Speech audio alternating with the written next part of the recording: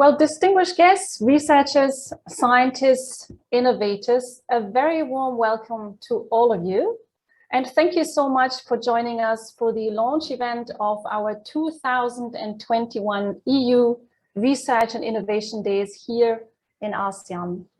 My name is Susanna Ranzovaso, and together with my colleague Jenny Elmarco, we are the project coordinators of the EURAXESS Worldwide Network here in Southeast Asia. Jenny, you want to say hello too? Yes, good afternoon, everybody. Thank you so much for joining us. We are actually having a really interesting lineup for today. Excellent speakers, of course, and of course, we have also you to become part of the conversation. So we're talking about science diplomacy today, climate change, global health, very heavy issues that we need to discuss, of course. So we hope that you stay with us, but also participate in the discussions. Send us your thoughts. You have the chat for you. But if you are so inclined, you want to really speak, we have the two incredible moderators as well. And we have also excellent speakers who are climate scientists, who are experts in different fields joining us. So we are very excited to have you all with us.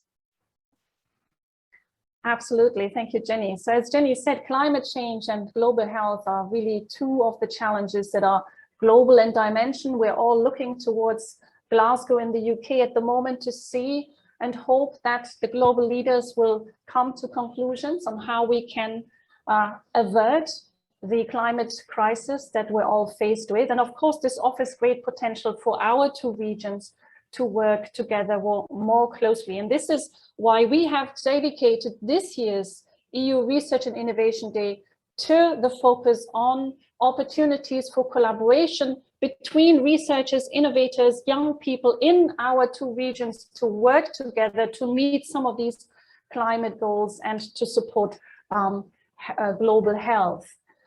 We're starting today, but this is really, as Jenny has said, a fabulous event series. We're presenting to you a full 6 weeks, and we just counted, it's 25 events. We have panel discussions, we have workshops, we have trainings, we have matchmaking sessions, and this is really an event dedicated to you. We want to give you a platform where you can meet with each other, to exchange ideas, to discover new ideas, and hopefully join forces with your collaborators across ASEAN and in Europe to find solutions to some of the problems, such as climate change, that we're faced with today. So Jenny's already said we have a super exciting panel ahead for you, really looking at this very important issue, how we're bridging, the science and the communication between scientists on the one hand and policymakers on the other hand. So in just a few minutes, we really hear from the top experts,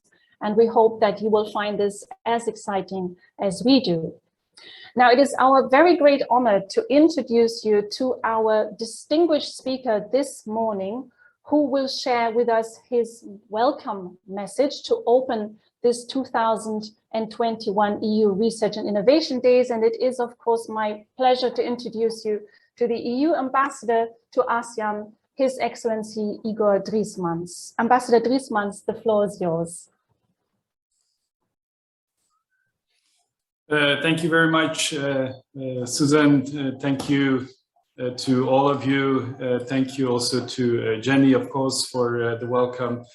Distinguished speakers, participants, I'm very pleased to be here today to share a few words with you for this opening of the European Research and Innovation Days ASEAN 2021, the annual flagship event of EURAXESS worldwide. This event will answer all the questions you might have on the European research area. It aims really at facilitating collaboration, policy dialogue on core issues, as well as inter-regional talent circulation. I'm very happy that today's discussion will focus on cooperation in these two areas of paramount importance: climate change and global health. Both issues are high on the agenda of our talks with ASEAN, between the European Union and ASEAN, but are also obviously very high on the agenda of all countries worldwide, because these are the challenges of our time. This is why we need the research communities to come together. Increasingly, research and innovation are global activities that require international cooperation between multiple partners. This is necessary to find solutions to these global issues, such as climate change, pandemic, the food and water shortages, the step up of renewable energy, and much more. I think we all know by now that climate change is an existential threat to humanity. Global climate action still falls short of what is required to achieve the long-term goals of the Paris Agreement and keep the increase of global temperature below 1.5 degrees Celsius.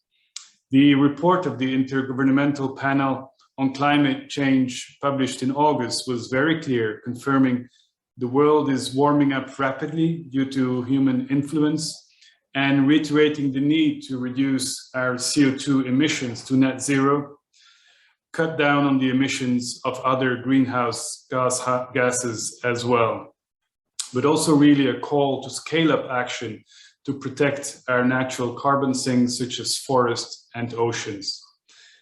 Of course, these problems do not respect national borders. They're global problems. And as you mentioned, Suzanne, global leaders are now in Glasgow to find ways to combat climate change. And I understand even some of our panelists are in Glasgow today. And while we all hope that they will find solutions, we also know that solutions come from science, research, and innovation, from people like you. And this has been obvious over the past 2 years when the world has been fighting with the COVID-19 pandemic, when the global research community has come together to find solutions at this incredibly fast speed. The EU has been at the forefront of supporting research and innovation to fight the coronavirus outbreak, and this has created unprecedented challenges and requiring innovative ideas.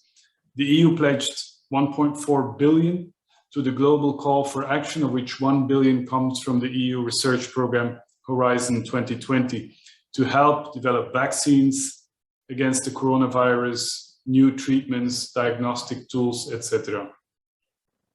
Mobility of researchers is essential. It provides an opportunity for researchers living and working in different parts of the world to work together, share their knowledge and experience, and to tackle these global problems. Now, in a world that becomes more and more connected, that is digital and open, we can only succeed if the best and most promising researchers are allowed to freely do their research in an international context for the benefit of our societies. So why should you consider Europe as a research destination? Let me just give you a few statistics. Europe accounts for just 7% of the world's population, but Europe spends 20% of the world's expenditure on research and development. We're also responsible for 32% of the world's high-impact scientific publications. And we're also responsible for 32% of the world's patent applications. Now, let me come back to the context of ASEAN. A report published by the Thomson Reuters in 2016 showed that ASEAN nearly doubled its share of the world's research papers since 2006. And ASEAN also increased patenting activity by over 40% in the previous 3 years.